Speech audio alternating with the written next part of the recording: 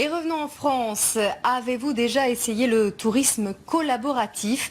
Échanger des maisons pour pouvoir partir en vacances, manger chez l'habitant à moindre coût.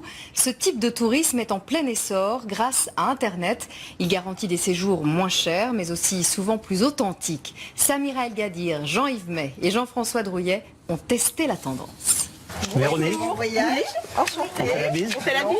Malgré les apparences, ces deux familles ne se connaissent pas. Pourtant, l'une accueille l'autre chez elle pour les vacances sans la faire payer. On va s'y arriver.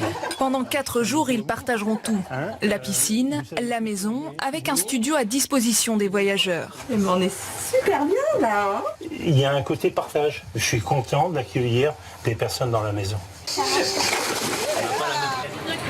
Aucune transaction financière, les deux familles troquent des nuits grâce à un site internet. Ils comptent 100 000 membres à travers 160 pays. Dès qu'un membre en héberge un autre, il cumule des nuitées qu'il peut passer chez n'importe quel inscrit. Seuls les frais de réservation sont payants, 9,90 €.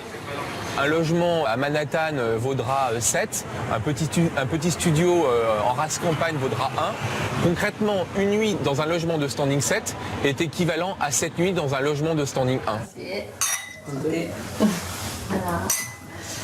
Et vous faites quoi en Italie?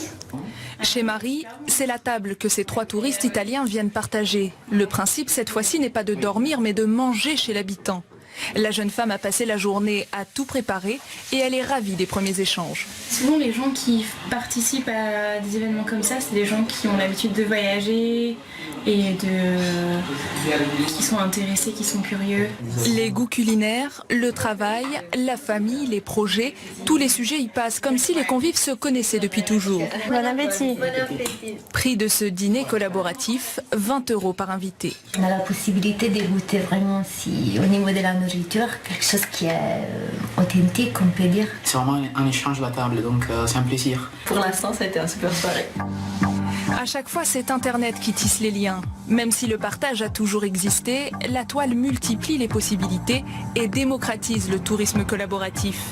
Covoiturage, location de voitures entre particuliers, échange de maisons, camping dans le jardin de l'habitant. Le phénomène n'est plus marginal, il représente aujourd'hui 10% du marché touristique. On peut partir à Montpellier dans quelques minutes pour 18 €. Internet a également monétisé ces pratiques. Mais peut-on encore parler de collaboratif lorsqu'il faut payer ?